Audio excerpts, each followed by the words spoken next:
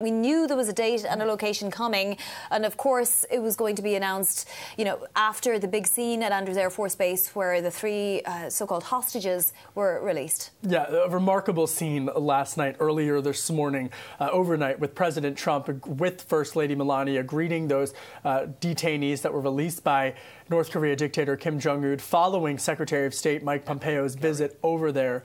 We should note, of course, just how this has come the same week that President Trump has announced the withdrawal from the Iran nuclear disarmament deal. But meanwhile, let's also note that in the Middle East, there's that tension mounting in Syria with Israelis and Iran mounting tension, escalating there. There's no question that this is a key development and a sign of goodwill that on behalf of the administration with how they're interpreting this with the release of those detainees.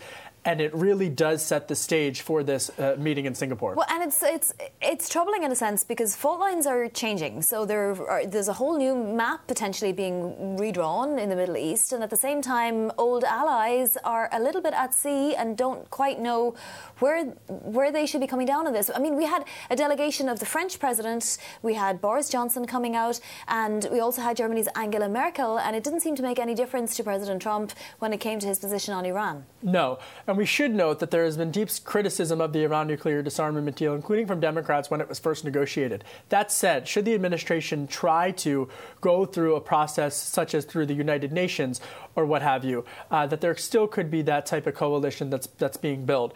On the flip side of that, I think that you make a really interesting point, particularly from an economic standpoint, because with the U.S. pullout of the JCPOA, or the Iran nuclear disarmament deal, you have a situation now where essentially the U.S. is saying they do not have confidence in doing business with Tehran, and that sends a signal to Europe. It also sends a signal to China and Russia.